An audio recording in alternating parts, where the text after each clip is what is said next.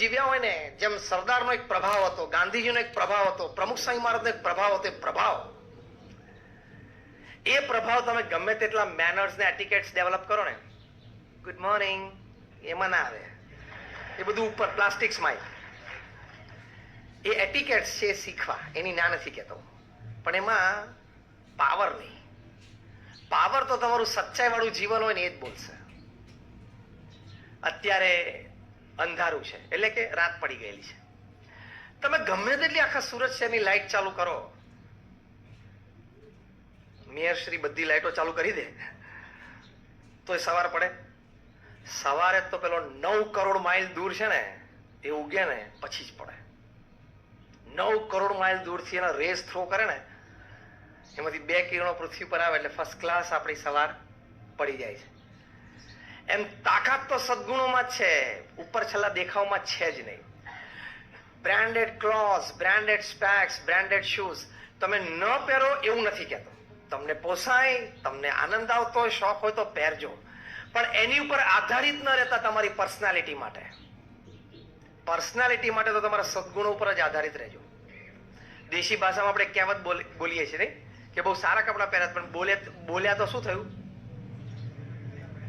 પૈસા પડી ગયા.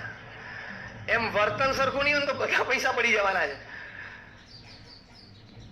એટલે આ નીતિમત્તા અને પ્રામાણિકતા એની કિંમત છે. બીજો એક અસ્તિત્વના આનંદ માટે વર્ક લાઈફ બેલેન્સ પ્રોપર રાખજો. ખાલી કામ એ તમારો પરિચય નથી. તમે જીવનમાં એવો વિચાર ન રાખતા કે હું મારા કામમાં ઉત્તર પ્રગતિ કરું ને $2 બિલિયન 15,000 કરોડની કંપની બનાવું, એ મારી પ્રગતિ છે. એ પ્રગતિ છે, એની માટે તમને ઘણા મંચ પણ મળશે, તમારા સન્માનો પણ થશે.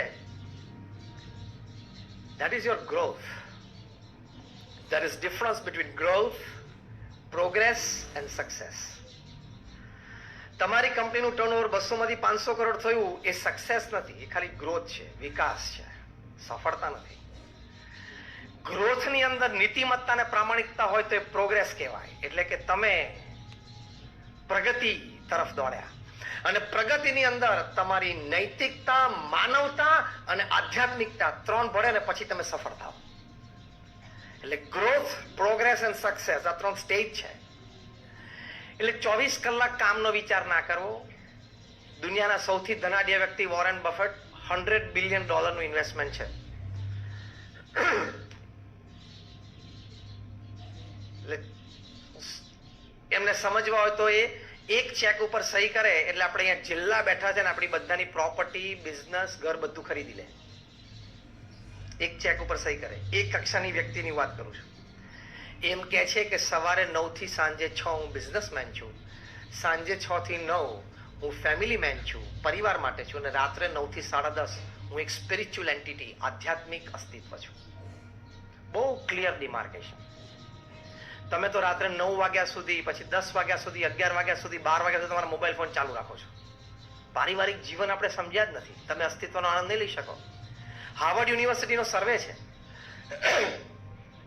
એ લોકોએ 8 વર્ષ સુધી સર્વે કર્યો, અને એ સર્વેમાં એ લોકોએ લગભગ 110 પરિવારોનો, 110 દેશોમાં 1 લાખ પરિવારોનો સર્વે કર્યો, across caste, creed, religion, nationality. અને પ્રશ્ન એ પૂછ્યો કે તમારી દ્રષ્ટિએ જીવનનો સર્વોચ્ચ આનંદ શેમાં રહેલો છે? ત્યારે 67% પણ વધારે રિસ્પોન્ડન્ટ્સે કહ્યું કે જે વ્યક્તિઓ માટે તમને પ્રેમ અને આદર છે, અને જે વ્યક્તિઓને તમારી માટે પ્રેમ અને આદર છે, એ વ્યક્તિઓ સાથે બેસવું, સમય વિતાવવો, જમવું, વાતો કરવી, આનંદ કરવો એ પૃથ્વી પર સૌથી મોટો આનંદ છે.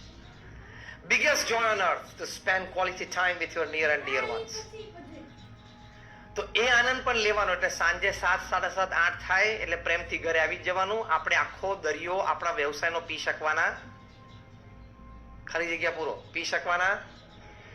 તો કાલથી બરોબર